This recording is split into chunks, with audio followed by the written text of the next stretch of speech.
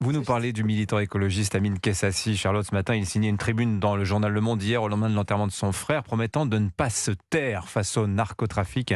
Pourquoi vous avez tenu à nous parler de cette prise de parole ?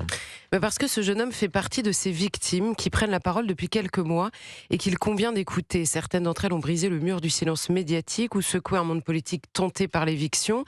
D'autres ont réclamé des amendements judiciaires ou esquissé des réformes législatives. Tous ont décidé de parler alors que la règle était jusque-là de se taire. La sécurité s'apprête à être le premier déterminant du vote aux prochaines municipales. Les Français s'inquiètent et ces témoignages leur donnent raison. Des changements sont nécessaires. Amine parle, écrit, témoigne et se savait en danger, évacué de Marseille, placé sous protection. C'est son petit frère qui a été abattu par un commando professionnel. Et cela pourrait être un message envoyé à son frère pour qu'il se taise, nous disent les autorités.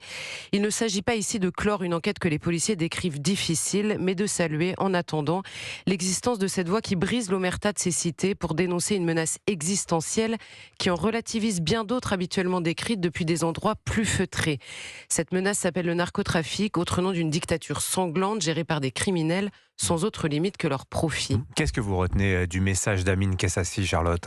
Eh bien que le ton est une fois de plus celui de la révolte et que le destinataire est une fois de plus l'État, exhorté, je cite, à comprendre qu'une lutte à mort est engagée. Qui viendra lui dire que ces mots sont trop forts, lui expliquer qu'il en rajoute ou qu'il risque de laver le cerveau des Français. Les postures sont balayées, les réflexes idéologiques aussi. Amine a vu mourir son grand frère qui avait été pris dans le piège mortel du narcotrafic. Il vient d'enterrer le petit qui voulait devenir policier. Cette famille casse les codes et brise les réflexes paresseux. Amine est engagé en politique avec les écologistes et le combat de sa vie et la lutte contre ce narcotrafic. Mehdi, lui, soutenait son frère, candidat aux dernières élections sous l'étiquette du NFP, mais il voulait devenir policier. La réalité a ses droits absolument partout et tant mieux si certains sont tentés de scanner le messager avant de lire le message, qu'ils en profitent.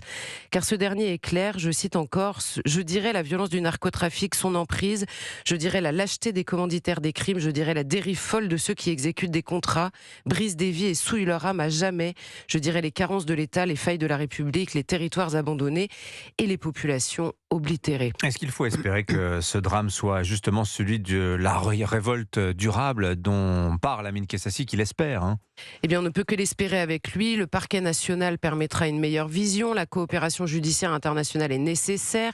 Les accords avec l'Amérique du Sud aussi.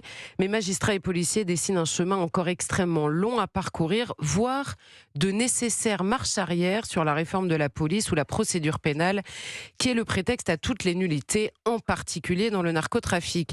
Mais Amine dessine un combat beaucoup plus large et il a raison lorsqu'il évoque par exemple la lutte contre l'échec scolaire qui fournit aux trafiquants une main-d'œuvre soumise.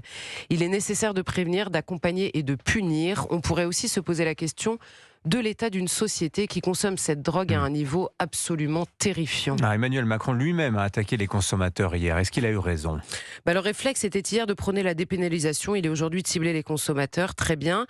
Certains méritent d'être punis, qu'ils le soient sans détour. D'autres ont aussi besoin d'être accompagnés, pris au piège de l'addiction. L'État y met déjà des moyens, mais dans quel but ? Peut-être faudrait-il exiger des résultats dans la sortie de l'addiction plutôt que de financer à perte des professionnels qui revendiquent de réduire les risques de la consommation, qu'ils accompagnent donc, et c'est l'histoire de ces salles de chaude qui sont en ce moment reconduites. Le narcotrafic est une pieuvre qui s'immisce dans toutes les failles de l'État, de la justice, de l'école, de la famille et de nos vies. La réponse doit, elle aussi, être une pieuvre qui étouffe toutes les raisons de l'extension de cette camisole chimique. Et dans ce combat, l'appel à l'unité est salutaire. Signature Europe 1, Charlotte Dornelas. Merci beaucoup, Charlotte.